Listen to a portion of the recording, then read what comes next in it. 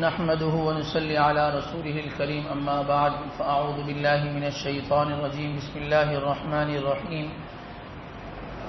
ألف لام ميم صاد كتاب أنزل إليك فلا يكن في صدرك حرج منه لتنذر به وذكرى للمؤمنين صدق الله العظيم وصدق رسوله النبي الكريم ونحن على ذلك لمن الشاهدين والشاكرين والحمد لله رب العالمين. انتہائی واجب الاحترام معزز سامعین گرامی، آج ہم نے 8ویں پارے کا دوسرا نصف اور 9ویں پارے کی مکمل تلاوت آپ کے سامنے کی ہے. جہاں سے ہماری تلاوت کا آغاز ہوا، جس سورت سے آغاز ہوا، اس سورت کا نام کیا ہے؟ سورۃ الاعراف. اعراف، اعراف کسے کہتے ہیں؟ دیکھیں، اعراف ایک ایسی جگہ ہے جو جنت اور دوزخ کے درمیانی جگہ ہے. جب نامہ اعمال تولے جائیں گے نا، تو بعض لوگ تو وہ ہوں گے جن کا نیکیوں کا پلڑا جھک جائے گا، وہ کہاں چلے جائیں گے؟ جنت میں. جن کا گناہوں کا پلڑا جھک جائے گا وہ کہاں چلے جائیں گے؟ جہنم میں. بعض ایسے ہوں گے کہ جن کا معاملہ بالکل برابر سرابر ہوگا. اب جو کتنا بڑا امتحان ہے یہ، کہ نہ ادھر نہ ادھر، بالکل درمیان میں. تو اب اگر ان کو جہنم میں پھینک دیں گے تو پھر تو ظلم ہے ان کے ساتھ، اور ان کو اگر جنت میں ڈال دیا جائے گا تو پھر تو یہ تو سمجھے کہ پھر کوئی قانون ہی نہ ہوا، کہ ان کا پلڑا تو جھکا ہی نہیں نیکیوں گا، پھر یہ جنت میں کیوں چلے گئے. تو ابھی ان کو بالکل درمیان میں رکھ دیا جائے گا، جس کو کہتے ہیں اعراف. یہ جو اعراف جگہ ہے، پھر آگے آ رہا ہے کہ اللہ تبارک و تعالیٰ سے یہ تمنا کریں گے، یا اللہ بالکل درمیان میں ہے، ایک پاؤں ادھر جہنم، ایک پاؤں ادھر جو ہے وہ جنت، بس جنت میں داخل فرما دیجئے. تو اللہ تبارک و تعالیٰ ان کو امتحان کہاں داخل فرما دیں گے؟ جنت میں داخل فرما دیں گے. بہرحال تو اس جگہ کو اعراف کہتے ہیں. اس صورت میں آگے جا کے اصحاب اعراف کا تذکرہ آئے گا، تو اس لیے اس کا نام اعراف رکھا گیا. اس صورت میں آگے جا کے اللہ پاک فرماتے ہیں والوزن یومئذ الحق. ایک دن آئے گا جس دن ترازو اور حق اور سچ کا ترازو، اعتدال کا ترازو اور عدل کا ترازو اللہ پاک قائم فرمائیں گے. فمن ثقلت موازینہ فاولئک هم المفلحون. جس کا نیکیوں کا پلڑا جھک گیا وہ کامیاب. ومن خفت موازینہ فاولئک الذین خسروا انفسهم بما كانوا بآیاتنا یظلمون. اور جن کا جو ہے وہ گناہوں کا پلڑا جھک گیا، بس ان کا کام تمام ہو گیا اور وہ خسارے میں ہیں اور وہ تباہی کا شکار ہو جائیں گے. اما عائشہ صدیقہ رضی اللہ تعالی عنہا فرماتی ہیں کہ ہم نے آپ علیہ السلام سے پوچھا کہ اللہ کے نبی، ہم آپ کے گھر والے، آپ کے فیملی ممبرز ہیں، تو کچھ نہ کچھ تو سپورٹ ملے گی وہاں پر، یا کوئی سپورٹ نہیں ہوگی؟ آپ نے فرمایا کہ عائشہ 2 مقامات ایسے ہیں کہ کسی کو کسی کی فکر نہیں ہوگی. 2 مقامات ایسے ہوں گے کہ کسی کو کسی کی فکر نہیں ہوگی. ان میں سے ایک مقام اور ایک وقت جب ہوگا جب آدمی جو ہے وہ پل سے گزر رہا ہوگا. بس ہر آدمی کو یہ فکر ہوگی کہ میں یہ جگہ پار کر لوں بس کسی طریقے سے.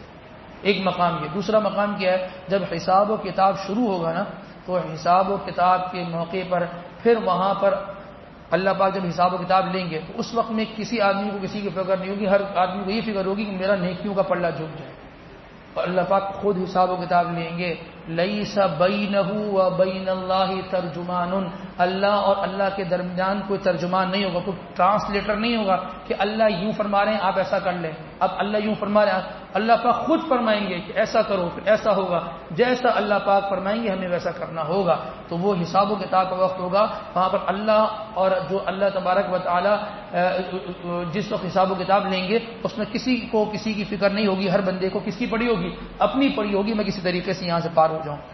وہ اعمال، جن اعمال کی وجہ سے نیکیوں کا پلڑا جھک جاتا ہے، ان اعمال میں سے ایک عمل کیا ہے؟ ایک مرتبہ ایک آدمی جو ہے نا وہ رو رہا تھا.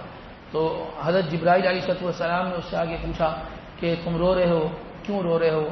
اللہ کے خوف سے رو رہا ہوں. فرمایا کہ ہر چیز کا کوئی نہ کوئی، ہر عمل کا اس کی کوئی نہ کوئی نیکی، کوئی نہ کوئی ثواب طے ہے، لیکن وہ آنسو جو اللہ کے خوف سے نکلتا ہے نا، اس کا کوئی وزن طے نہیں. وہ اللہ تبارک و تعالیٰ کا اتنا وزنی ہے جتنا اللہ تبارک و تعالیٰ کی شان ہے. اللہ کی شان کے برابر وہ آنسو جو انسان اللہ کے خوف سے نکالتا ہے، اللہ کے خوف سے نکلتا ہے، اس کا بڑا وزن ہے. ایک عمل تو یہ ہے. دوسرا کیا عمل ہے؟ یہ جو انسان کے اخلاق ہے نا، ان اخلاق کا اللہ کے یہاں بہت وزن ہے. ان اخلاق کا اللہ کے یہاں بہت وزن ہے جس اخلاق کو ہم چھو کے نہیں گزرتے اور اخلاق ہمیں چھو کے نہیں گزرتا. بس ہم اخلاق سے ادھر اور اخلاق ہم سے ادھر. تو اخلاق یہ بہت اہم چیز ہے. جب تک معاملات سیدھے چل رہے ہیں نا تو آدمی بڑے ہنس ہنس کے بولتا ہے.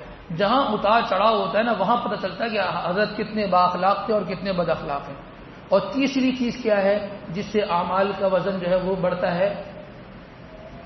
حدثنا احمد بن اشکاب قال حدثنا محمد بن فضيل عن عمارة بن القعقاع عن ابي زرعة عن ابي هريرة رضي الله تعالى عنهم قال حبيبنا رسول الله صلى الله عليه وسلم كلمتان خفيفتان على اللسان ثقيلتان في الميزان حبيبتان إلى الرحمن سبحان الله وبحمده سبحان الله العظيم. یہ دو جملے ایسے ہیں زبان پر ہلکے ہیں, ترازو میں بہت بھاری ہیں اور اللہ کو بڑے محبوب ہیں. سبحان اللہ وبحمده سبحان اللہ العظیم.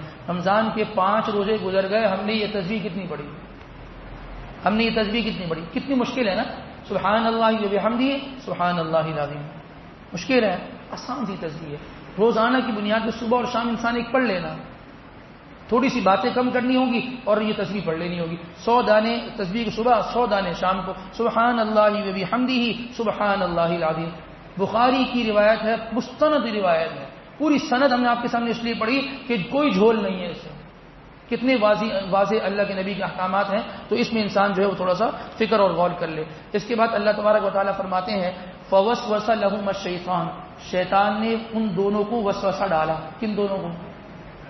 حضرت آدم علیہ السلام اور اماں حوا کو. کیا وسوسہ ڈالا کہ جی آپ جو ہے وہ کیا کر لیں, یہ جو درخت ہے اس سے کھا لیں. اللہ پاک نے اس سے منع کیا تھا, اس نے بہکایا اور اس سے کھا لیا. جب کھایا تو کیا ہوا؟ لِيُبْدِيَ لَهُمَا مَا وُورِيَ عَنْهُمَا مِنْ سَوْآتِهِمَا, ان دونوں کی شرمگاہیں کھل گئیں, برہنہ ہو گئے وہ دونوں. تو وہ کہنے لگے وَقَالَ مَا نَهَاكُمَا رَبُّكُمَا عَنْ هَٰذِهِ الشَّجَرَةِ إِلَّا أَن تَكُونَا مَلَكَيْنِ أَوْ تَكُونَا مِنَ الْخَالِدِينَ, کہ دیکھو تمہیں اللہ پاک نے ان چیزوں سے منع کیا تھا, اب تم نے یہ کام کر لیا. تو وہ دونوں برہنہ ہو گئے. تو پھر بہرحال اللہ پاک نے جو ہے نا انہوں نے اللہ پاک سے توبہ کی. قال, آگے آ رہا ہے, قال ربنا ظلمنا انفسنا وان لم تغفر لنا وترحمنا لنكونن من الخاسرین. فوراً اللہ سے توبہ کی, اللہ پاک نے ان کی توبہ کو قبول فرمایا. اس سے 2 نقطے پتہ چلتے ہیں. ایک نقطہ تو یہ پتہ چلتا ہے شیطان ایک چیز میں بڑی محنت میں لگا ہوتا ہے. ایک چیز میں وہ یہ کہتا ہے کسی طریقے سے یہ عریانی ہے نا, عریانی, یہ ننگا پنا, یہ ننگا پنا کس طریقے سے پھیل جائے. شیطان کو یہ ننگا پنا بڑا پسند ہے. اس نے ہمارے آبا و اجداد, ہمارے جد امجد حضرت آدم علیہ السلام پر جو پہلا وار کیا, حوا پہ جو پہلا وار کیا, اس کا نتیجہ کیا نکلا؟ کیوں کیا؟ کہ یہ بے شرمی پھیلے اور بے حیائی کو پھیلانے کے لیے اس نے یہ وار کیا. تو شیطان کا بڑا زور ہوتا ہے اس چیز پر کہ کسی طریقے سے ننگا پنا پھیل جائے. اور اللہ معاف کرے, ہم بھی بھرپور شیطان کا ساتھ دینے والے ہیں, چاہے مرد ہو چاہے عورت ہو. عجیب سی بات ہے, ڈاکٹر صاحب ہے, کون ہے ڈاکٹر صاحب؟ کتنے پڑھے لکھے ماشاءاللہ, MBBS کیا ہے ماشاءاللہ, اتنی لمبے عرصے سے پریکٹس کی ہے ماشاءاللہ. کون ہے جی؟ جی ہائی کورٹ کے یہ جج صاحب ہے ماشاءاللہ. ٹھیک ہے جی. اتوار والے دن بازار میں کھڑو کے سبزی لے رہے ہیں اور گٹے سے اوپر نکر پہنی ہے. تھوڑی شرم ہوتی ہے انسان کو. اور کچھ نہیں ساتھ میں ملا تو ہاتھ میں کتا لے لیا, چلو جی کیا ہو رہی جی؟ واک ہو رہی ہے. یہ کوئی طریقہ ہے واک کرنے کا؟ جسم پہ پورا کپڑا ہی نہیں ہے, ہوتا ہی نہیں ہوتا. سب کی نگاہیں پڑتی ہے نہیں پڑتی, یعنی دیکھنے والے کی آنکھیں تھوڑی سی وہ ہو جائیں کہ یار یہ کیا دیکھ رہا ہوں میں. لیکن حضرت ڈاکٹر صاحب کو کوئی فکر نہیں ہے, وہ انجینئر صاحب, وہ جج صاحب کو کوئی فکر نہیں ہے کہ میرا جسم کھلا ہوا ہے, میں کس حال میں گھر سے نکلا ہوں, اس حال میں. اچھا پھر فخر کرتے ہیں بھائی ویسٹرن یہ جو ہے نا وہ ڈریس ہے, وہاں کے کپڑے ہیں تو وہیں جا کر پہنے. یہ پہن کے شادی میں جائیں گے؟ کبھی بھی نہیں جائیں گے. شادی کے ہال سے قریب سے بھی نہیں گزریں گے. آفس جائیں گے یہ پہن کے؟ چلے جائیں ایک دن کسی دن جو ہے نا وہ اپنی کرسی پہ بیٹھ جائیں کہ میں آج ڈاکٹر صاحب اس ڈریس میں آئے. یہ کوئی طریقہ ہے؟ بے شرمی ایسی پھیلائی جا رہی ہوتی ہے کہ اللہ معاف کرے, اللہ ہے ہر چیز. نوجوان رات کو گھروں میں سوتے ہیں اور جو لباس پہن کے سوتے ہیں نا, ذرا اس لباس کا بھی جائزہ لے لیں.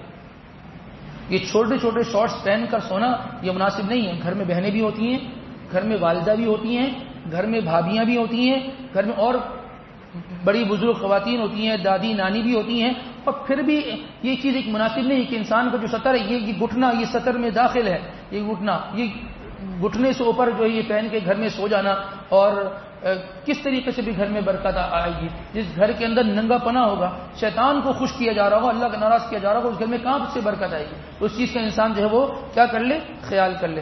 دوسری چیز جو اس سے حاصل ہوئی، ایک یہ حاصل ہوئی کہ غلطی ہو گئی نا، خطا ہو گئی نا، شیطان نے وسوسہ ڈالا، انہوں نے وہ کھا لیا. پھر کیا کہا؟ یہ نہیں کہا کہ جی شیطان نے کیا تھا میں کیا کر سکتا ہوں، فوراً اللہ کے آگے گر گئے. قال ربنا ظلمنا انفسنا، یا اللہ ہم نے اپنے پر ظلم کر دیا. وَإِن لَّمْ تَغْفِرْ لَنَا وَتَرْحَمْنَا لَنَكُونَنَّ مِنَ الْخَاسِرِينَ، اگر آپ نے ہم پر رحم نہ کیا نا، آپ نے ہمیں معاف نہیں کیا نا، تو ہم کیا خسارہ پانے والے میں ہو جائیں گے. کیسا فوراً اللہ تبارک و تعالیٰ کی طرف جو ہے نا وہ رجوع کیا اور اللہ تبارک و تعالیٰ کو منانے کی کوشش کی. اس کے بعد اللہ تبارک و تعالیٰ فرماتے ہیں یا بنی آدم، اے آدم کی اولاد، خذوا زینتکم عند کل مسجد، جب بھی مسجد میں آیا کرو تو صاف ستھرے ہو کر آیا کرو.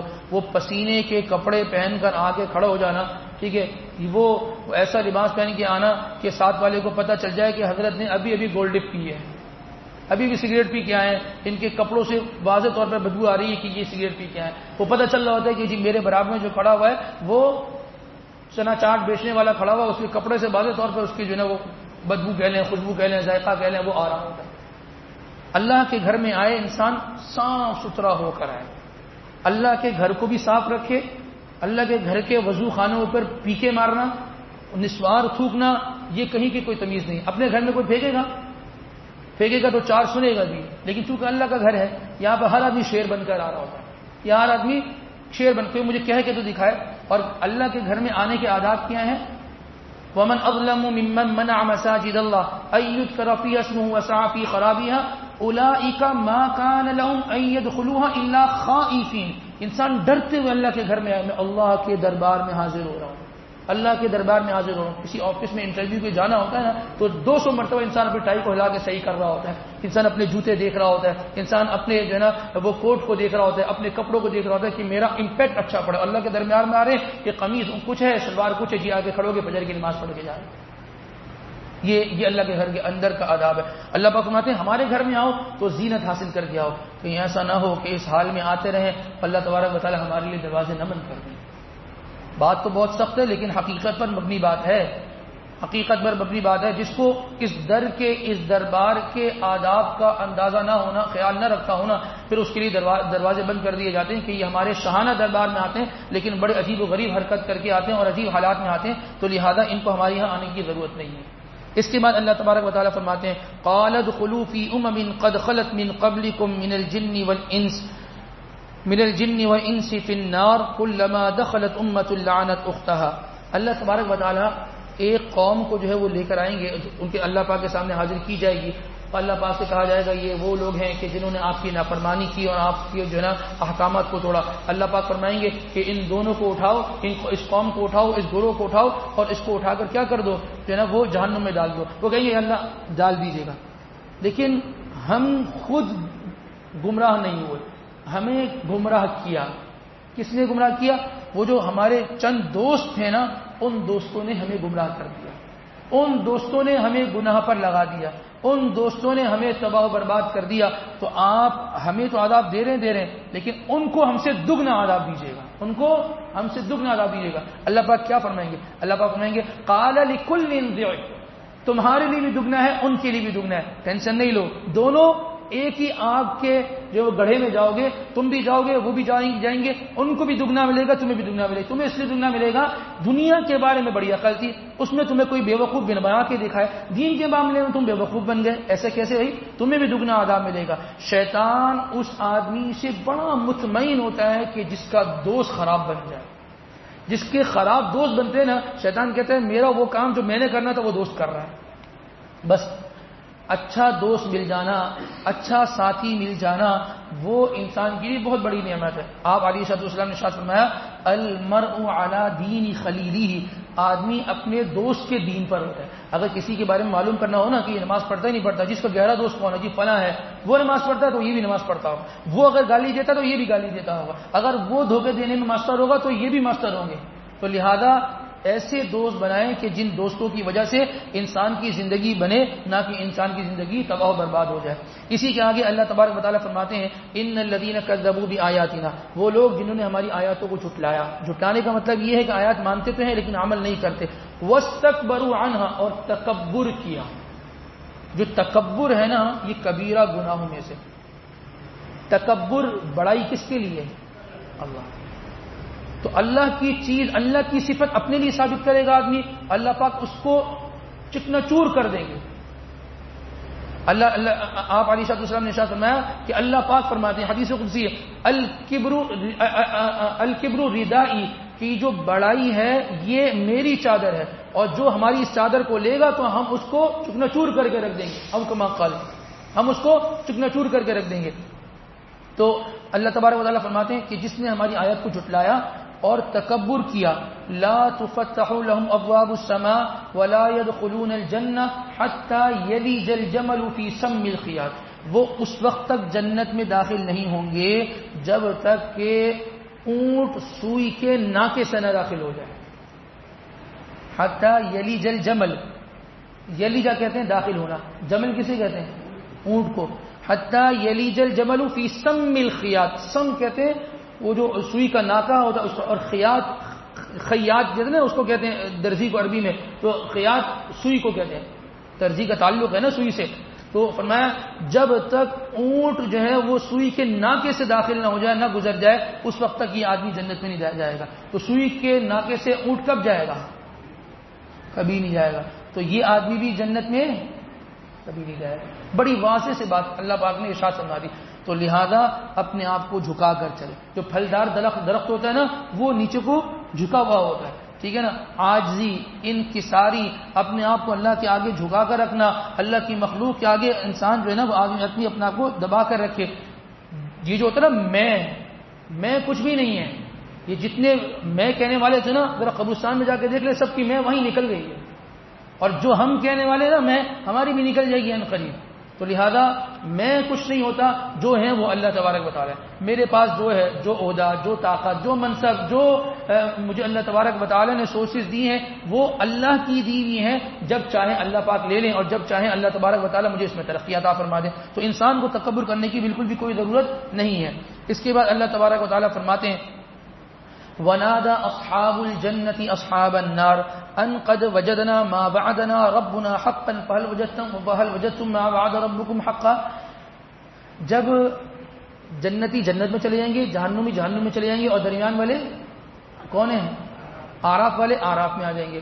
تو اب ہوگا یہ کہ اب مکالمہ کریں گے، آپس میں بات چیت شروع ہوگی نا۔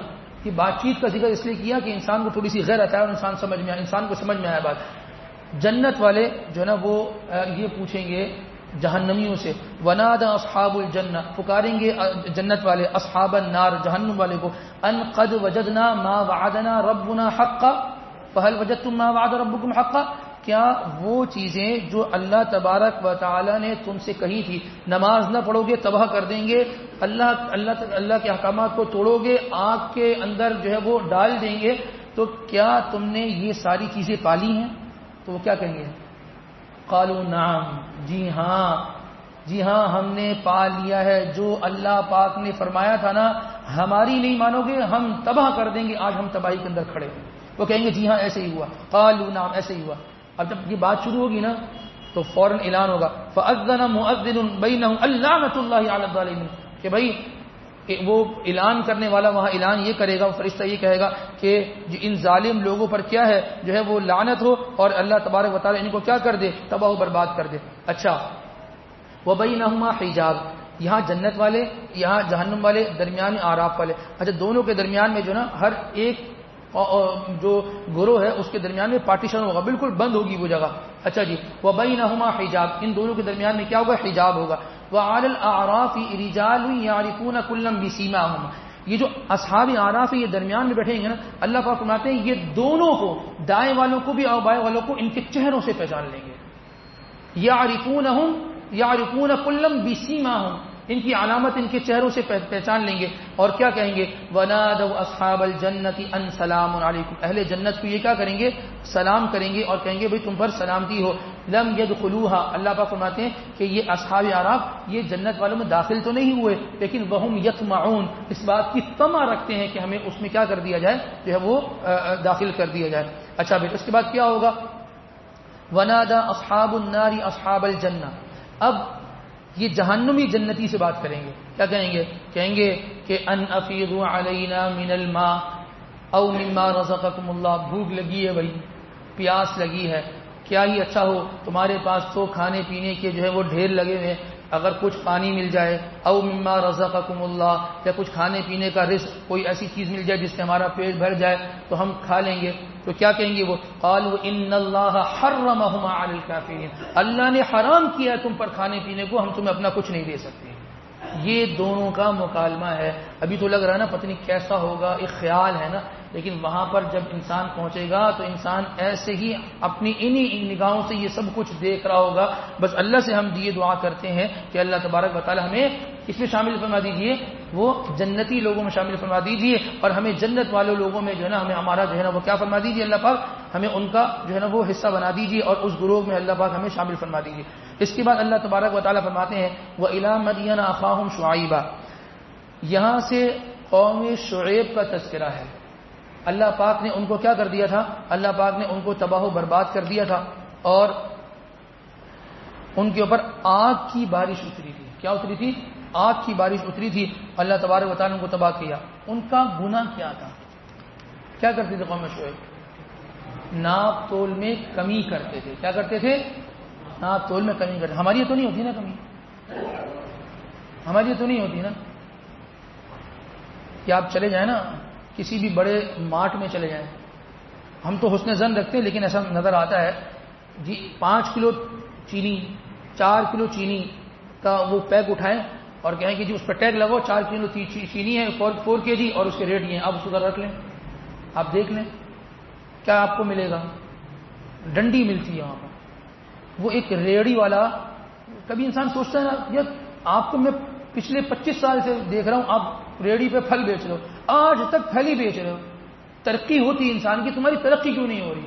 ترقی اس لیے نہیں ہو رہی کہ وہ جو ترازو رکھا ہے اس ترازو میں ڈنڈی ہے، اس ترازو میں ڈنڈی ہے۔ یہ صرف کاروبار کرنے والوں میں نہیں ہے، وہ جو نوکری پیشہ آدمی ہے نا، اس نے ایک ٹائم دیا ہے نا اپنے جہاں ادارے میں کام کرتا ہے، جی صبح 9 بجے سے لے کر شام 6 بجے تک میں آپ کے پاس ہوں گا، اس میں کیا کروں گا؟ آفس کا کام کروں گا، لیکن اس وقت میں آفس کے لیپ ٹاپ پہ بیٹھ کے اپنا فیس بک ID کھلی ہوتی ہے، فیس بک دیکھ رہے ہو، ہاں آفس کے لیپ ٹاپ پہ بیٹھ کر وہ صبح روزانہ ڈان اخبار پڑھا جاتا ہے، چھٹی والے نہیں پڑھتے، آرام سے پڑھا جا رہا ہوتا ہے، آفس کا کام پڑا ہوا ہے لیکن اپنے معاملات پورے ہو رہے ہیں، اپنے کالوں پہ لگے ہوئے ہیں، آفس کا ٹائم ہے لیکن آفس نے 1 گھنٹہ دیا جی آپ کھانے پینے کر کے آ جائیں، لیکن انسان 1.5 گھنٹے بعد آ رہا ہے، یہ آدھا گھنٹہ کہاں گزار رہا ہے، کہاں گزار رہا ہے آدمی؟ تو یہ جو ناپ تول میں کمی ہے نا، یہ ناپ تول میں کمی صرف یہ کاروباری لوگ نہیں کرتے، یہ نوکری پیشہ لوگ ہوتے ہیں نا وہ بھی کرتے ہیں۔ یہ حدیث تو سب کو یاد ہوتی ہے کہ جی مزدور کو اس کی اجرت اس کے پسینے کے خوش ہونے سے پہلے دے دو، ہے یہ حدیث ہے نہیں ہے؟ ہاں سب کو یاد ہوتی ہے۔ جہاں باس 19-20 کرے بولے کہ اللہ کے نبی نے فرمایا ہے کہ مزدور کو اس کی اجرت اس کا پسینے خوش ہونے سے دے دو، تو بھائی مجھے دے دو۔ سوال اگر وہ یہ کر لے تمہارا پسینہ بھی نکلا نہیں نکلا؟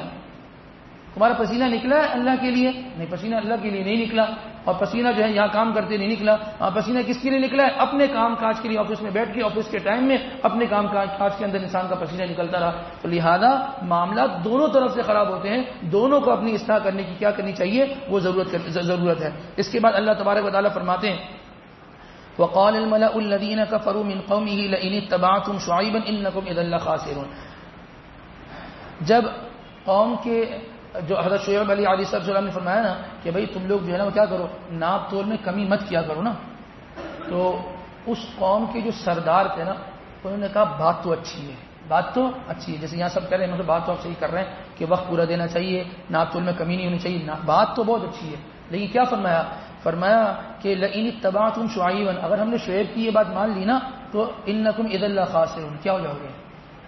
پھر کاروبار نہیں چلے گا نا، کاروبار نہیں ہوگا، بزنس نہیں ہوگا، پروفٹ کم ہو جائے گا، پروفٹ ریشو کم ہو جائے گا، پروفٹ مارجن کم ہو جائے گا اگر ہم نے پورا دیا۔ یہ قوم شعیب کرتی تھی۔ اللہ نے تباہ کر دیا. کوئی ایک بندہ نظر آتا ہے قوم شعیب کا کسی جگہ کسی بستی میں رہتا ہو؟ ایک کو اللہ نے صفحہ ہستی سے مٹا دیا. ہماری بھی تو سوچ وہی ہے نا. اگر ہم نے پورا دیا، اگر ہم نے جھکتا ہوا تول دیا تو کاروبار کیسا ہوگا؟ پھر بچت نہیں ہے بھائی میرے، بچت نہیں ہے. بس کہتے ہم بھی وہی ہیں جو قوم شعیب کہتی تھی. بس یہ تو حضور کا ہم پر سایہ ہے، یہ تو حضور کی امت میں ہم آ گئے ہیں کہ جو اللہ تبارک و تعالیٰ کی طرف سے اتنی نرمی ہے، ورنہ کیا ہم اس قابل ہیں کہ ہمیں یہ نرمیاں ملنی چاہیے؟ کام وہی ہے سارے جو پچھلی قوم کرتی تھی، کام سارے وہی ہیں. قوم لوط کا جو عمل تھا کیا آج ہماری قوم میں نہیں ہے؟ اگر بات کھولنے کے لیے بیٹھے نا تو آدمی حیران و پریشان ہو جائے کہ ہم کہاں کھڑے ہیں.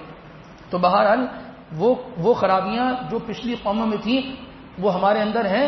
آہستہ آہستہ اس کو ختم کرنے کی کوشش کریں اس سے پہلے کہ اللہ پاک جو ہے نا ہمیں پکڑ لے. اللہ پاک اس امت کو، یہ اللہ کا وعدہ اس امت کے ساتھ عمومی عذاب نہیں بھیجیں گے، ٹھیک ہے، لیکن فردن گھر کے اعتبار سے، خاندان کے اعتبار سے، ایک کاروبار میں کام کرنے والے اعتبار پر اللہ پاک عذاب بھیج کے ان کو مٹا سکتے ہیں.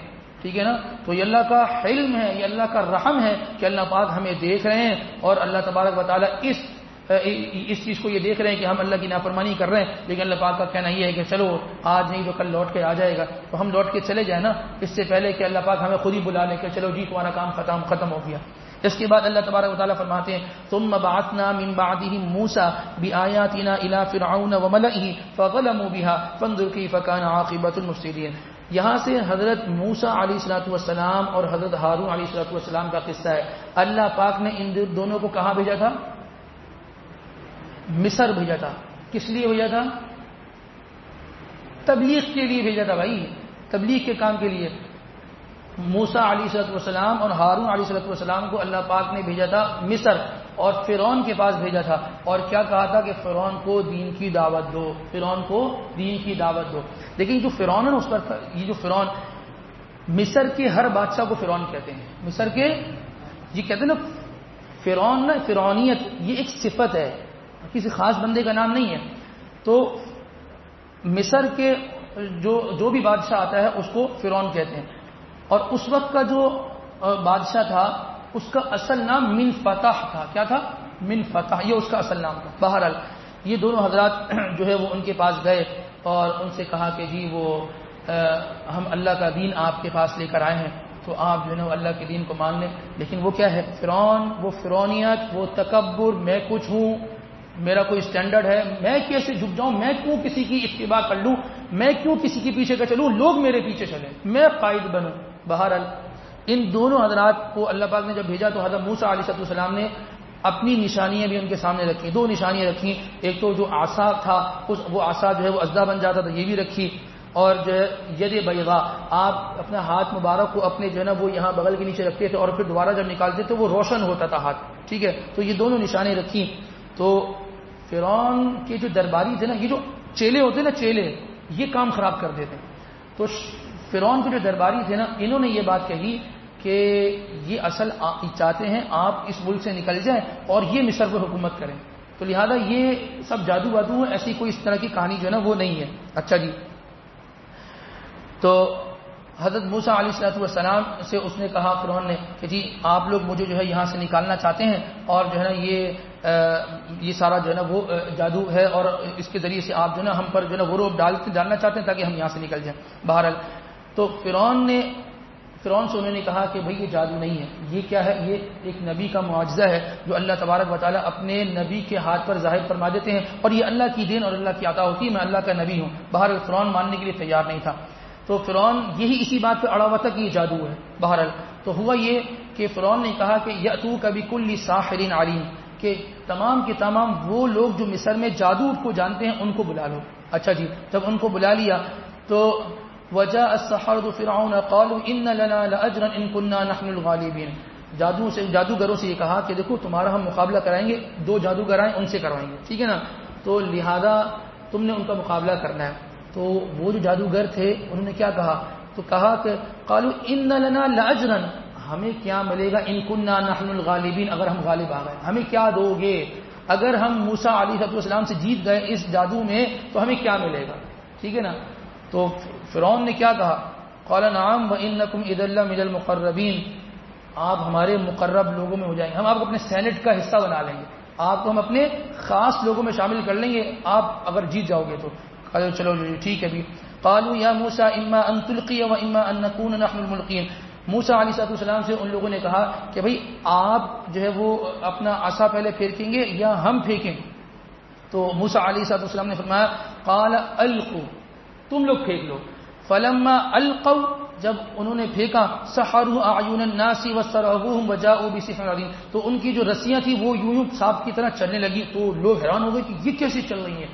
بہرحال وَأَوْحَيْنَا إِلَى مُوسَىٰ أَنْ أَلْقِ عَصَاكَ، پھر اللہ نے وحی فرمائی موسیٰ علیہ السلام کو کہ موسیٰ اب آپ ان القِ عصاک، آپ اپنے عصا کو پھینکیے۔ تو فَإِذَا هِيَ تَلْقَفُ مَا يَأْفِكُونَ، وہ عصا تھا، وہ چھوٹے چھوٹے سانپ تھے، تو جو موسیٰ علیہ السلام نے عصا پھینکا تو اتنا بڑا اژدہا تھا، اس اژدہے نے ایک دم سب کو نگل لیا۔ اب جب نگل لیا نا تو فَوَقَعَ الْحَقُّ وَبَطَلَ مَا كَانُوا يَعْمَلُونَ، حق واضح ہو گیا اور جو باطل تھا اور جو جادوگر تھے جو غلطی پر تھے تو وہ ان کا غلط ہونا وہ بالکل ثابت ہو گیا۔ اب جب ثابت ہو گیا نا تو یہ جو جادوگر تھے یہ ایک دم جو ہے نا وہ سجدے میں گر گئے، ایک دم کیا گر گئے؟ سجدے میں گر گئے۔ تو اب جب سجدے میں گرے کہنے لگے قالوا آمنا برب العالمین، ہم اللہ رب العالمین پہ، موسیٰ کے رب پر ایمان لے آئے۔ دیکھیں وہ جادوگر تھے نا، جب موسیٰ علیہ السلام نے عصا پھینکا نا تو وہ سمجھ گئے کہ یہ جادو نہیں ہے، یہ چیز ہی کوئی اور ہے۔ دو سنار جمع ہو جائے نا، ٹھیک ہے نا، ایک سنار کے ہاتھ میں آپ ایک چیز رکھیں، وہ سنار بتا دے گا یہ کیا چیز ہے، وہی چیز دوسرے کے ہاتھ میں وہی چیز بتا دے گا دوسرا، ہاں یار یہ چیز جو ہے نا یہ سونا ہی ہے۔ جو بندہ جس فیلڈ کا ہوتا ہے اس کو اندازہ ہوتا ہے کہ سامنے والا جو کام کر رہا ہے نا اور یہ اس فیلڈ میں جو اپنے معاملات دکھا رہا ہے یہ ماہر ہے بھائی، یہ ہلکا آدمی نہیں ہے۔ تو وہ جادوگر سمجھ گئے تھے نہیں یہ چیز ہی کوئی اور ہے، تو اس لیے فوراً جو ہے نا وہ جادوگر کیا ہو گئے، وہ نیچے گر گئے، اور نیچے گرنے کے بعد جو ہے نا انہوں نے جو ہے نا کہا کہ ہم جو ہے نا موسیٰ علیہ السلام کے رب پر کیا لے کر آتے ہیں، جو ہے نا وہ ایمان لے کر آتے ہیں۔ اب فرعون جو ہے وہ ہکا بکا ہو گیا، تو کہنے لگا کہ قال فرعون آمنتم بھی قبل ان آذن لکم، تم میری اجازت کے بغیر موسیٰ کے رب پر ایمان لے آئے، ہارون کے رب پر میری اجازت کے بغیر ایمان لے آئے۔ تو کہنے لگا کہ لأقطعن أيديكم وأرجلكم من خلاف ثم لأصلبنكم أجمعين، میں تمہارا ایک ہاتھ اور اس سے مخالف جانب کی ٹانگ کاٹ دوں گا اور تمہیں سولی پہ لٹکا دوں گا، تم کو میں سب کو ختم کر دوں گا۔ تو انہوں نے کیا کہا، اچھا نہیں ہم ایمان لے آئے، کیا کہا، قالوا إنا إلى ربنا منقلبون، او بھائی تم کہتے ہو ہم تمہیں مار دیں گے، ہمیں جانا ہی ایک دن اللہ کے پاس ہے، ہمیں جانے کیا ہی اچھا ہو یہ شہادت کی موت مل جائے۔ اب آپ یہ دیکھیے وہ جادوگر جو کچھ دیر پہلے یہ کہہ رہے تھے کہ اگر ہم جیت جائیں گے تو ہمیں ملے گا کیا، ہمیں ملے گا کیا، ہمیں کیا ملے گا، لیکن وہی جادوگر تھوڑی دیر کے بعد انہوں نے اللہ کے آگے سجدہ ریز ہو کر ایمان کو قبول کر لیا۔ کیا ہوا، ایک طرف دنیا تھی، ایک طرف فرعون کا جتنا مال تھا نا پورے کراچی والوں کے مال جمع کر دے اتنا مال نہیں تھا، اتنا مال نہیں ہے جتنا فرعون کے اکیلے کے پاس مال تھا، اتنا مالدار تھا وہ، ایسے تھوڑی کہتا تھا انا ربکم الاعلی، میں سب سے بڑا رب ہوں، بہت مال تھا، لیکن انہوں نے باوجود اس کے کہ فرعون دینے کے لیے تیار تھا، انہوں نے اپنے دین کو دنیا پر ترجیح دی، اپنے دین کو دنیا پر ترجیح دی۔ بہت سارے معاملات آتے ہیں جہاں ایک طرف دین ہوتا ہے ایک دوسری طرف دنیا ہوتی ہے، انسان بڑے کشمکش اور امتحان میں آ جاتا ہے، وہاں جہاں انسان اس طرح کے امتحان میں آ جائے تو ان کے لیے بہترین سبق یہ ہے کہ وہ موسیٰ علیہ السلام کے سامنے جو جادوگر تھے انہوں نے اپنے ایمان کو ترجیح دی دنیا پر اور ایمان کو حاصل کر لیا، اور ایمان کی حفاظت کو یہ زیادہ ضروری سمجھا بجائے اس کے کہ وہ فرعون کا ساتھ دیتے اور اس کے جو ہے نا وہ اقربا اور اس کے قریب لوگوں میں کیا ہو جاتے، شامل ہو جاتے۔ تو بہرحال ایمان سب سے بہترین چیز ہے اور سب سے اعلیٰ درجے کی چیز ہے، تو اس کا انسان نے کیا کرنا ہوگا، اس کا خیال رکھنا ہوگا۔ اس کے بعد اللہ تبارک و تعالیٰ فرماتے ہیں وَوَاعَدْنَا مُوسَىٰ 30 لَيْلَةً وَأَتْمَمْنَاهَا بِعَشْرٍ فَتَمَّ مِيقَاتُ رَبِّهِ 40 لَيْلَةً، حضرت موسیٰ علیہ السلام کو اور ان کی قوم کو جب اللہ تبارک و تعالیٰ نے فرعون سے نجات دی، فرعون کہاں غرق ہو گیا، سمندر میں غرق ہو گیا، پھر جب نجات دی یہ سمندر پار کر کے آئے تو اللہ پاک نے موسیٰ علیہ السلام کو اپنے پاس بلا لیا، اپنے پاس جب بلایا تو وہاں پر جو ہے نا وہ جو تورات دینی تھی وہ تورات دی، اور پھر کہا کہ یہ ہماری طرف سے کیا ہے، آپ کے لیے جو ہے یہ کتاب ہے، اور بطور تحفے کے ہے آپ کی امت کے لیے، بطور ہدایت کی یہ کتاب ہوگی۔ تو 30 دن کے لیے بلایا تھا، تو اللہ پاک نے فرمایا 40 کر لو، 10 دن اور جو ہے نا وہ یہاں رہو، لیکن اللہ پاک کا دیدار نہیں ہوا تھا، اللہ پاک کا دیدار نہیں ہوا۔ کلیم اللہ تھے، اللہ سے بات کرتے تھے، لیکن اللہ پاک کو دیکھا نہیں تھا، اللہ پاک کو دیکھا نہیں تھا۔ تو حضرت موسیٰ علیہ السلام جب وہاں سے آئے تو اللہ سے باتیں تو ہوتی تھیں، تو اللہ پاک سے ایک دن یہ فرمانے لگے کہ اے اللہ تبارک و تعالی، میری خواہش کیا ہے کہ میں ربی ارینی انظر الیک، میں کیا کروں، میں آپ کا دیدار کروں، میں آپ کو دیکھ لوں۔ جب انسان کسی سے پردے کے پیچھے سے بات کر رہا ہوتا ہے نا، خواہش ہوتی ہے کہ ایک مرتبہ دیکھ لوں۔ وہ جو واٹس ایپ پہ بات چیت چل رہی ہوتی ہے نا، کہ ہماری تعلقات صرف واٹس ایپ تک ہیں، ہمارے فون کال، ہم میسیجز، ہم نے آج تک کبھی ملاقات نہیں کی ہے، تو یاد رکھیے جو پیچھے باتیں ہوتی ہیں نا، جہاں بیچ میں پردہ ہوتا ہے، تو کبھی نہ کبھی خواہش ہو ہی جاتی ہے کہ ہم ملاقات کر لیں، ہم کیا کر لیں، ملاقات کر لیں۔ اور یاد رکھیے یہ جو خواتین ہیں نا، یہ جو عورتیں ہیں، ٹھیک ہے نا، جو فیمیل کہہ لیں، آپ علیہ السلام نے ارشاد فرمایا النساء حبائل الشیطان، یہ عورتیں یہ شیطان کے جالوں میں سے ایک جال ہیں۔ بہت کم ایسا ہوتا ہے کہ شیطان کا یہ جال کبھی خطا ہو، بہت کم ایسا ہوتا ہے شیطان کا یہ جال کبھی خطا ہو۔ انسان جب بھی شیطان اپنا یہ جال کسی مرد پہ ڈالتا ہے نا، تو وہ مرد اس جال کے اندر آ ہی جاتا ہے۔ آپ صلی اللہ علیہ وسلم سے زیادہ کوئی بزرگ ہے، آپ سے زیادہ کوئی نیک ہے؟ آپ ذرا، ہم اصل میں سیرت پڑھتے نہیں ہیں۔ آپ صلی اللہ علیہ وسلم جب بھی ہر دن آپ کا طے تھا کہ آج اس زوجہ کے پاس جانا ہے، رات کو آج اس زوجہ کے پاس جانا ہے، تو جس زوجہ کی باری ہوتی تھی نا، اس کے پاس آپ مغرب کے بعد چلے جایا کرتے تھے، مغرب کی نماز پڑھی آپ وہاں چلے گئے، ٹھیک ہے۔ تو مغرب کے بعد جب وہاں جاتے تھے تو اس مغرب کے بعد وہ گرد و نواح کی خواتین جنہوں نے کوئی بات پوچھنی ہوتی تھی وہ وہاں آتے تھے، اور وہ پردے میں بیٹھ کے اللہ کے نبی سے بات چیت کر کے وہ چلے جایا کرتی، وہ وہاں سے چلی جایا کرتی تھی۔ تو آپ علیہ السلام نے کبھی کسی خاتون کی اصلاح سامنے بیٹھ کے نہیں کرائی، جیسے کہ پیر صاحب کرا رہے ہو۔ ایسی اصلاح کیسے ہو سکتی ہے؟ دیکھیے، اصلاح کا سب سے بہترین طریقہ وہ ہے جو محمد رسول اللہ صلی اللہ علیہ وسلم نے بتایا ہے۔ ہاں، آپ طبیب بھی ہیں، آپ انسان کی اصلاح کے لیے آپ مصلح بھی ہیں، تو آپ نے کیا طریقہ اختیار کیا؟ آپ نے اپنی زوجہ کے گھر جاتے تھے جہاں رات گزارنی ہوتی تھی، بعد نماز مغرب وہاں پہنچ گئے، پردے میں جو ہے وہ خواتین آ چکی ہوتی تھی، وہ آپ نے جس نے جو پوچھنا ہوتا تھا وہ آپ سے پوچھ لیا کرتی تھی، اور اس کے بعد جو ہے نا وہ کیا رخصت ہو جایا کرتی۔ یہ طریقہ ہے، یہ کبھی کوئی اصلاح کا طریقہ نہیں کہ جی خاتون کو سامنے لا کر بٹھایا جائے اور پھر خاتون کی جو ہے نا وہ اصلاح ہو رہی ہے اور پیر صاحب جو ہے نا وہ دم کر رہے ہیں۔ ایسا کوئی دم جو ہے نا وہ شریعت کی نگاہ میں جو ہے نا وہ فائدے مند نہیں ہوگا، بجائے اس کے کہ فائدہ ہو وہ لینے کے دینے پڑ جاتے ہیں۔ انسان علاج اس طریقے سے کرے جو علاج کرنے کا سنت طریقہ اور راستہ ہے۔ اب ہم کسی ادارے میں دیکھ لیں، کوئی جگہ ایسی نہیں ہے کہ جہاں پر خواتین نہ ہو۔ یہ پرسنل سیکرٹری رکھی ہوئی ہے خاتون، بھائی مرد رکھنے میں کیا پرابلم ہے؟ کیا پرابلم مرد رکھنے میں؟ لیکن چل رہا ہے یہ نظام۔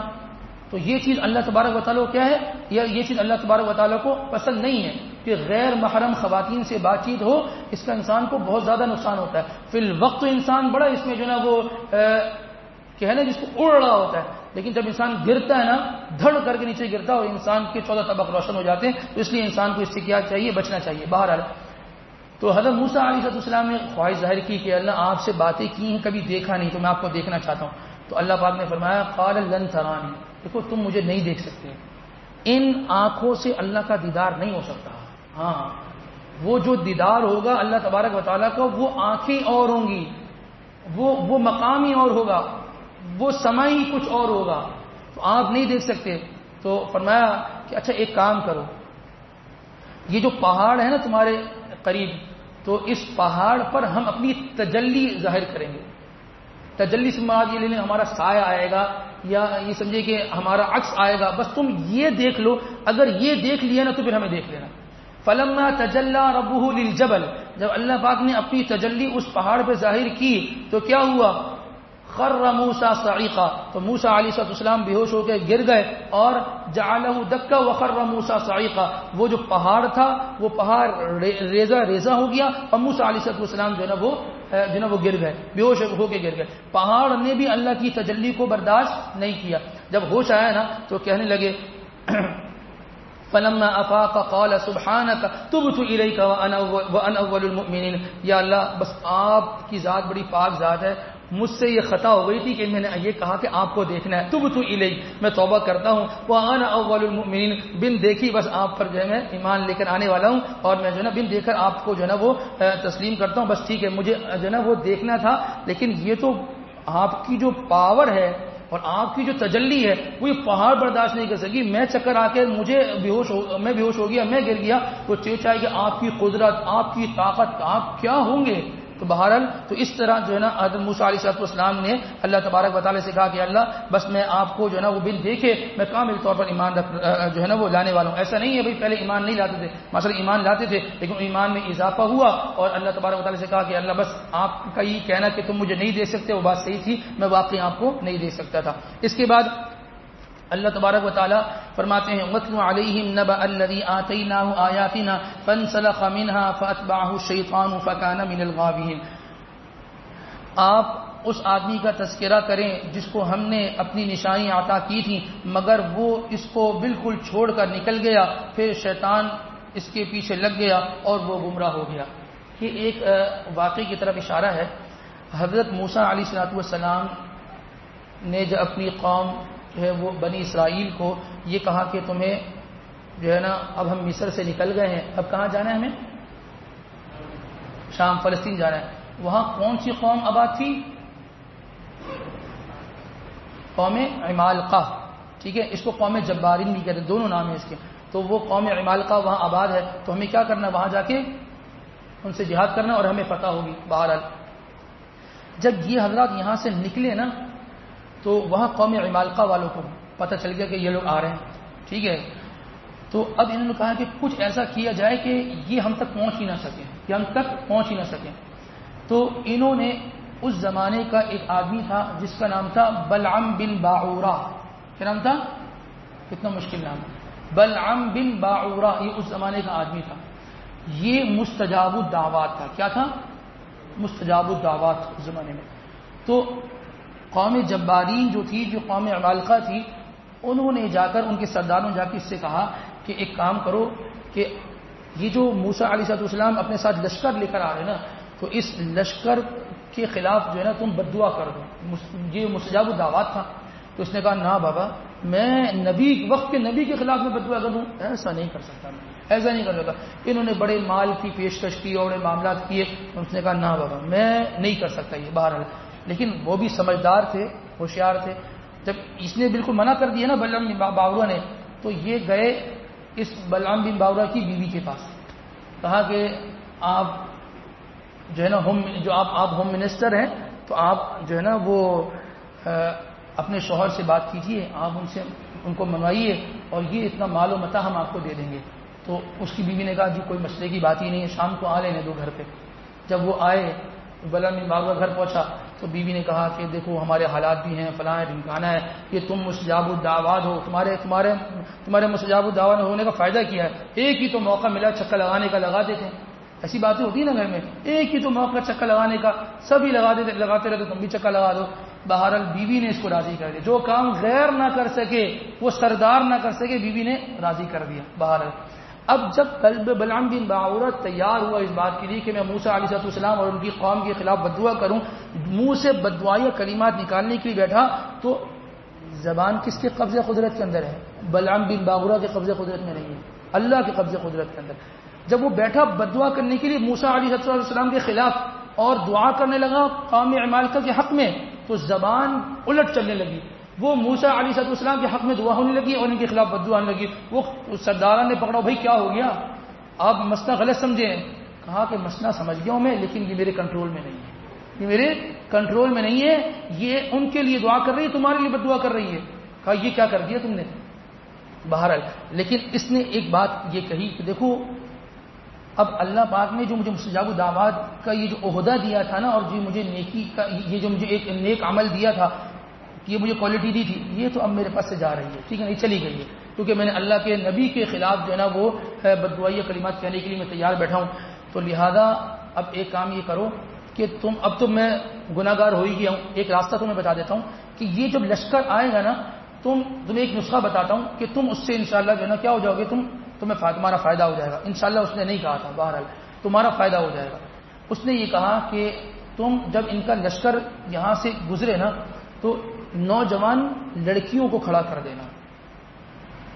کیوں؟ کیونکہ یہ جب لشکر، دیکھیں لشکر وہاں اس زمانے میں گاڑیاں تھوڑی ہوتی تھی کہ صبح نکلے اور شام پہنچے، کئی دنوں کا جو ہے نا وہ سفر ہوتا تھا۔ یہ اپنے گھر سے کئی دنوں کے لیے سے نکلے ہوئے یہ بنی اسرائیل، اور ان میں سے کوئی ایک بندے نے بھی اگر اس عورت کو چھو لیا اور اس کے ساتھ اپنے معاملات کر لیے تو اللہ کا قہر آ جائے گا۔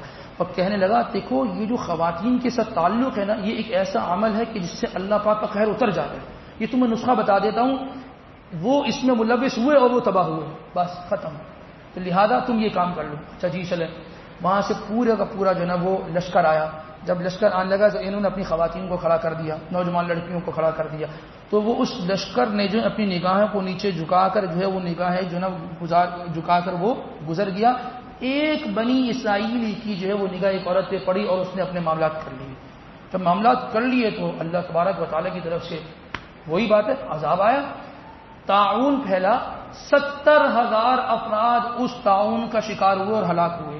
70,000 افراد اس ایک اسرائیلی کی اس زنا کی وجہ سے، اس بدکاری کی وجہ سے 70,000 جو ہے نا بنی اسرائیل۔ پھر اب جب یہ معاملہ ہوا تو وقت کے نبی موجود تھے، ابھی اب کرنا کیا ہے؟ اللہ پاک نے وہی یہ نازل فرمائی کہ جس بنی اسرائیل کے اس آدمی نے یہ زنا کیا ہے، بدکاری کی ہے، تو تم جب تک اس کو قتل نہیں کرو گے اللہ تبارک و تعالیٰ کی طرف سے معافی نہیں ہوگی۔ پھر اس آدمی کو جو اس لشکر کا آدمی تھا جس نے عورت کے ساتھ بدکاری کی تھی اس کو قتل کیا، پھر اللہ تبارک و تعالیٰ کی طرف سے معافی کے فیصلے ہوئے۔ کیا پتہ چلا کہ یہ جو عمل ہے نا، یہ غیر محرموں کے ساتھ تعلقات بنانے کا عمل، یہ قہر نازل کر دیتا ہے۔ جس سے قومیں تباہ ہو گئی تو گھر تباہ نہیں ہوگا کیا؟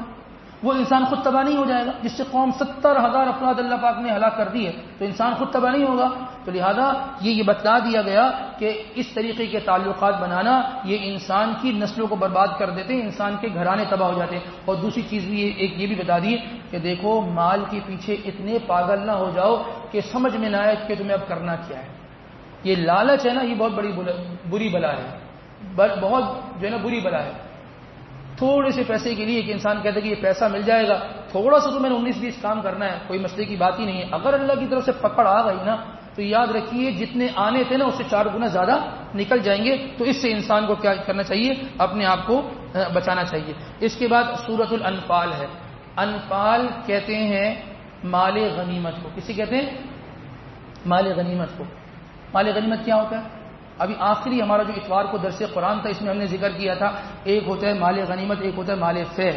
مال غنیمت کسے کہتے ہیں؟ وہ مال جو جنگ کے بعد حاصل ہو۔ سبحان اللہ، یہ ہمارے وہ ساتھی ہیں جو الحمدللہ درس قرآن میں پابندی سے بیٹھتے ہیں، ان کو یاد ہے کہ مال غنیمت اس مال کو کہتے ہیں جو جنگ کرنے کے بعد کفار کا مال حاصل کیا جائے۔ اور ایک ہوتا ہے مال فے۔ مال فے کسے کہتے ہیں؟ جو بغیر جنگ کے جو ہے وہ مال حاصل ہو جائے۔ بھائی دونوں لشکر میدان میں اترے لیکن مسلمانوں کا روب ان پر ایسا پڑا، انہوں نے کہا نہیں بھائی ہم جو ہے نا وہ بس میدان چھوڑ کے جا رہے ہیں، پھر ہمارا مال ہے جو یہاں پر رہ گیا۔ اب وہ جو مال آتا ہے وہ مال فے کہلاتا ہے، جو بغیر جنگ کے صلح کے ذریعے سے یا دشمن کے بھاگنے کے ذریعے سے جو حاصل ہوتا ہے وہ کیا ہوتا ہے؟ وہ مال فے کہلاتا ہے۔ تو اس صورت کے اندر آگے جا کر غزوہ تبوک کا جو ہے وہ تذکرہ آتا ہے، غزوہ بدر کا بھی آئے گا، تو وہ اس تذکرے کی وجہ سے اس میں اس صورت کا نام جو ہے وہ سورۃ الانفال رکھا ہے، کیونکہ غزوہ بدر کے اندر جو ہے وہ مال غنیمت آئی تھی تو اس وجہ سے اس کا نام جو ہے وہ سورۃ الانفال رکھا۔ اس میں اللہ تبارک و تعالیٰ فرماتے ہیں انما المؤمنون الذين اذا ذكر الله وجلت قلوبهم۔ مؤمنین مرد اور عورتوں کی جو صفت بیان کر فرمایا کہ مؤمن کیسے کسے ہیں، فرمایا انما المؤمنون الذين اذا ذكر الله وجلت قلوبهم۔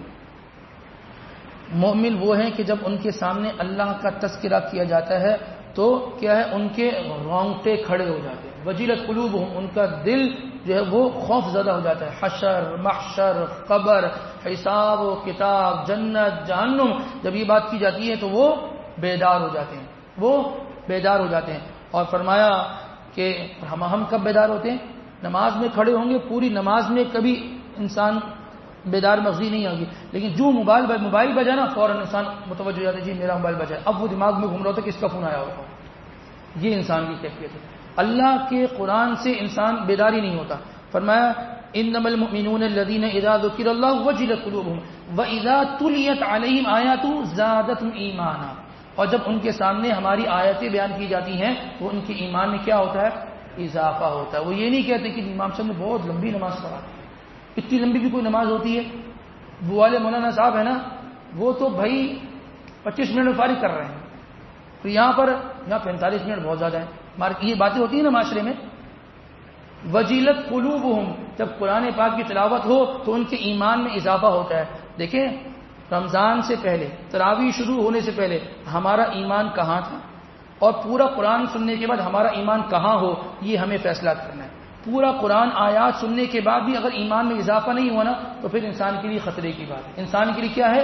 خطرے کی بات ہے. تو بہرحال تو اللہ تبارک و تعالیٰ فرماتے ہیں کہ مومن لوگوں کی علامت یہ ہے کہ جب ان کے سامنے قرآن پاک کی آیات تلاوت کی جاتی ہیں تو ان کے ایمان میں اضافہ ہوتا ہے. اور تیسری علامت یہ ہے وَعَلَىٰ رَبِّهِمْ يَتَوَكَّلُونَ، اپنے رب پر توکل کرتے ہیں، اللہ پر یقین رکھتے ہیں، اللہ پر یقین رکھتے ہیں. اللہ پر یقین رکھنے کا حق ادا کرے گا اللہ تبارک و تعالیٰ غیب سے اس کے لیے فیصلے فرما دیں گے.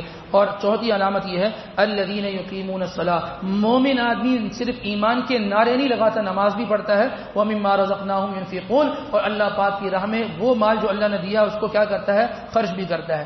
اس پارے کے آخر کے اندر اللہ تبارک و تعالیٰ فرماتے ہیں وَإِذْ يَمْكُرُ بِكَ الَّذِينَ كَفَرُوا، جب وہ لوگ جنہوں نے کفر اختیار کیا آپ کے ساتھ مکر کر رہے تھے. کیا کہہ رہے تھے؟ لیثبتوک، یا تو آپ کو گرفتار کر لیں، او یقتلوک، یا آپ کو قتل کر لیں، او یخرجوک، یا آپ کو یہاں سے جلا وطن کر لیں. وَيَمْكُرُونَ، ایک وہ جو ہے نا مکر کر رہے تھے، تدبیریں کر رہے تھے. وَيَمْكُرُ اللَّهُ، اور ایک اللہ تدبیر بنا رہا تھا. وَاللَّهُ خَيْرُ الْمَاكِرِينَ، اللہ بہترین تدبیر بنانے والا ہے.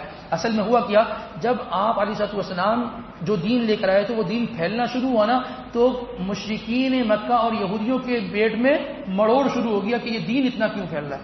اب انہوں نے ایک میٹنگ بلائی. میٹنگ کہاں ہوئی؟ دار الندوہ میں یہ میٹنگ ہوئی. ایک جگہ بنائی تھی جہاں پر بیٹھ کے یہ مشاورت کرتے تھے. اب انہوں نے کہا کہ جی کریں تو کیا کریں، یہ جو ان کا دین ہے یہ بہت تیزی سے پھیلتا چلا جا رہا ہے. اچھا، اس میٹنگ کے اندر سارے قریش مکہ کی جو سردار تھے نا، جو کریم تھی، وہ ساری موجود تھی. جب ان کا مشورہ شروع ہوا نا تو گیٹ پہ ایک آدمی کھڑا تھا جو شیخ نجدی، یعنی ایک بوڑھا سا تھا، جس کو کہتے ہیں نجد کا آیا ہوا ایک بوڑھا تھا. تو وہ کھڑا تھا. تو بولا حضرت آپ وہاں کیوں کھڑے ہیں، آپ بھی یہاں بیٹھ جائیں نا. تو روایت کے اندر آتا ہے کہ وہ جو شخص تھا نا وہ شیطان تھا، وہ اس نجدی بوڑھے کی شکل میں آیا تھا. تو اس مشورے میں وہ شیطان بھی شریک ہوا تھا. جس میں شیطان شریک ہو جائے تو اس مشورے کا پھر تو کیا ہی عالم ہوگا. اب مشورہ شروع ہوا کہ ان کے ساتھ کریں کیا. تو پہلی اللہ پاک فرماتے ہیں تو پہلی رائے یہ آئی کہ ان کو گرفتار کر لیں. تو انہوں نے کہا کہ دیکھو گرفتار اگر کر لیں گے نا تو ان کے صحابہ جان دینے کے لیے تیار ہو جاتے ہیں. ہاں، جان دے دیتے ہیں. تو یہ چھڑا کے لے جائیں گے، گرفتار نہ کرو، کوئی اور راستہ اختیار کرو. پھر دوسرا مشورہ یہ آیا کہ ایک کام یہ کرتے ہیں او یقتلوک، تو کیا کرتے ہیں ان کو قتل کر دیتے ہیں. تو کہا کہ اگر جو ہے نا دوسرا مشورہ یہ آیا کہ ان کو ہم جو ہے جلا وطن کر دیں، او یخرجوک، ان کو جلا وطن کر دیتے ہیں. تو جو اور لوگ مجلس میں بیٹھے تھے انہوں نے کہا دیکھو جب یہ کسی سے بات کرتے ہیں نا، وہ جس سے بات کی جاتی ہے اس کے دل میں ایمان ایسے آتا ہے کہ جس کے کوئی اندازہ نہیں. یہ اگر یہاں سے چلے گا کہیں اور وہاں جانے کے بعد وہاں انہوں نے ان سے دین کی بات کری تو منٹ میں وہ لوگ ایمان لے آئیں گے اور پھر وہ ان کے ساتھ مل کر ہم پر حملہ کریں گے، ہماری ایسی کی تیسی ہو جائے گی. تو لہذا ان کو جلا وطن بھی نہیں کرو. پھر تیسرا مشورہ یہ آیا کہ او یقتلوک، ان کو کیا کر دو، ان کو نعوذ باللہ من ذالک قتل کر دو. جب یہ رائے، یہ جو رائے دی تھی ابو جہل نے رائے دی تھی.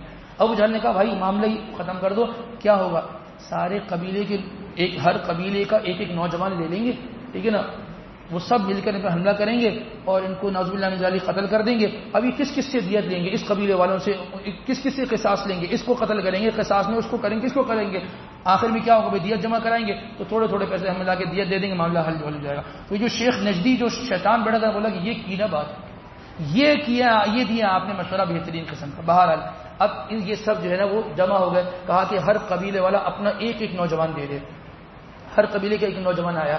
آپ صلی اللہ علیہ وسلم کے جو ہے نا وہ گھر کا جو ہے نا وہ محاصرہ کر دیا اور ادھر سے جبرائیل آ گئے. فرمایا کہ بس اللہ کا حکم ہے، اب آپ نے یہاں سے کیا کرنی ہے، ہجرت کرنی ہے.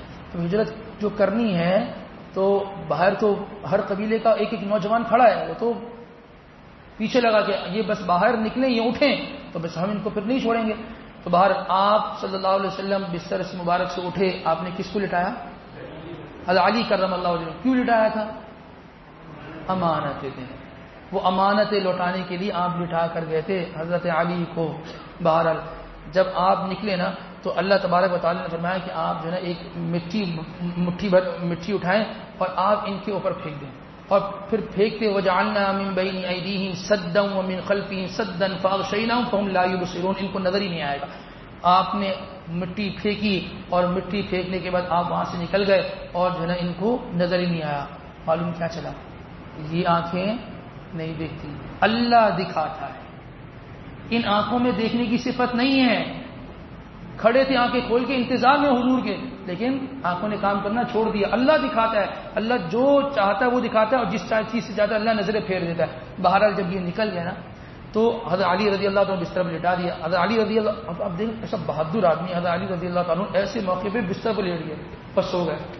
حضرت علی رضی اللہ عنہ نے جب سوتے ہوئے کروٹ لی نا تو وہ جو نوجوان باہر کھڑے تھے نا انہوں نے کہا نہیں نہیں نہیں نہیں نہیں، یہ اللہ کے نبی نہیں ہے، کیونکہ اللہ کے نبی ایسے کروٹ نہیں لیتے. یہ دیکھیں، اب آپ دیکھیں مشرکین مکہ اللہ کے نبی کو کتنے قریب سے جانتے تھے، حضور کی کروٹ سے پہچان لیتے تھے کہ یہ حضور ہے یا کوئی اور ہے، کتنے قریب سے. لیکن ایمان کی توفیق نہیں ہوئی ان کو. کیوں توفیق بھی کیوں نہیں؟ ایمان لانے کی طلب نہیں تھی. جب طلب نہیں تھی تو پھر اللہ پاک نے ان کو ایمان دیا بھی نہیں. بہرحال پھر وہ جو ہے نا وہاں سے حضرت علی رضی اللہ تعالیٰ ملے ان کو، انہوں نے کہا ہمارا مقصود تو آپ تھے ہی نہیں، ہمارا مقصود تو کون تھے؟ وہ محمد رسول اللہ صلی اللہ علیہ وسلم تھے. بہرحال پھر وہ وہاں سے نکل گئے اور آپ علیہ السلام کا ہجرت کا سفر شروع ہوا اور آپ جو ہے وہ مدینہ منورہ جو ہے نا وہ پہنچ گئے. ایک آخری مقام بھی ذکر کر دیتے ہیں. اللہ تبارک و تعالیٰ فرماتے ہیں وَإِذْ قَالُوا اللَّهُمَّ إِنْ كَانَ هَذَا هُوَ الْحَقَّ مِنْ عِنْدِكَ فَأَمْطِرْ عَلَيْنَا حِجَارَةً مِنَ السَّمَاءِ أَوْ ائْتِنَا بِعَذَابٍ أَلِيمٍ. ایک شخص تھا جس کا نام تھا حارث بن نضر. وہ بیت اللہ کا پردہ پکڑ کے بار بار ایک ہی چیز کہتا تھا، کہتا ہے اگر یہ نبی حق اور سچ ہے تو عذاب کیوں نہیں آتا؟ یا اللہ عذاب لیا. عقل پتہ نہیں کہاں چلی گئی تھی. کہتا ہے کہ یا اللہ عذاب کیوں نہیں آتا؟ اگر یہ حق اور سچ ہے اور ہم ان کو نہیں مانتے تو ہم پر عذاب کیوں نہیں آتا؟ عذاب آ جائے نا، ہم ان کو مانتے نہیں ہیں. بہرحال اللہ پاک نے یہ آیت نازل فرمائی، فرمایا وما كان الله ليعذبهم وانت فيهم وما كان الله معذبهم وهم يستغفرون. جب تک دو چیزیں باقی رہیں گی اس قوم میں اللہ عذاب نہیں بھیجیں گے. دو چیزیں کون سی ہیں؟ وانت فيهم، جب تک محمد رسول اللہ صلی اللہ علیہ وسلم اس قوم میں باقی ہیں تو اس وقت تک جو ہے وہ عذاب نہیں آئے گا. مدینہ منورہ میں آپ علیہ السلام آرام پہ ہیں، وہاں کبھی تباہی عذاب کی تباہی نہیں ہوگی. ٹھیک ہے، اور اس زمانے میں بتا دیا جب تک حضور ہیں تو نہیں ہوگی. دوسری چیز کیا فرمائی؟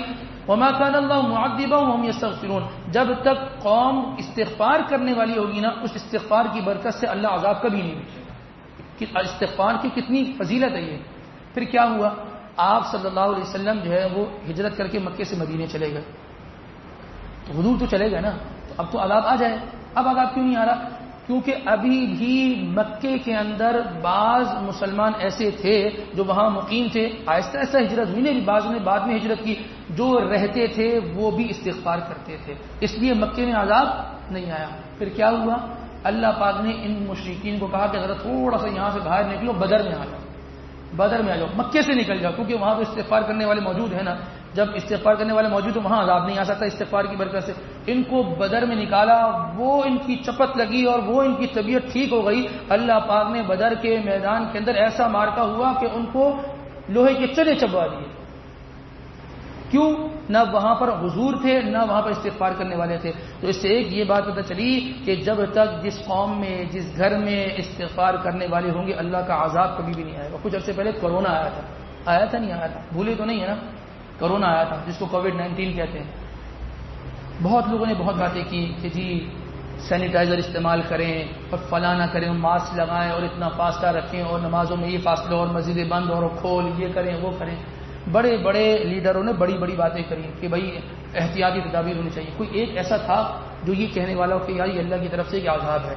استغفار کرو، استغفار کرو، استغفار کی برکت سے اللہ پاک اس چیز کو ختم کر دیں گے. تو دیکھیں جہاں حالات بگڑ جائیں نا تو سمجھ جائیں اللہ تبارک و تعالیٰ کی طرف سے رسی کھنچ رہی ہے، فوراً انسان استغفار کی تسبیحات کو شروع کر دے۔ اس لیے ہمارے بزرگ فرماتے ہیں کہ صبح اور شام ایک ایک تسبیح استغفار کی ہو، استغفر اللہ الذی لا الہ الا هو الحی القیوم۔ کتنا مشکل ہے پڑھنا، آسان ہے، استغفر اللہ استغفر اللہ استغفر اللہ، 100 مرتبہ صبح پڑھے، 100 مرتبہ شام پڑھے، انشاءاللہ کبھی بھی اللہ تبارک و تعالیٰ کی طرف سے ناگہانی آفات اس آدمی پر، اور جس گھر میں یہ استغفار ہو رہا ہوتا ہے، گھر والے کر رہے ہوتے ہیں، کبھی بھی اس گھر میں نہیں آئے گی۔ اللہ تبارک و تعالیٰ ہمیں کہنے سننے کے ساتھ ساتھ عمل کی توفیق نصیب فرمائے۔ وآخر دعوانا الحمد للہ رب العالمین۔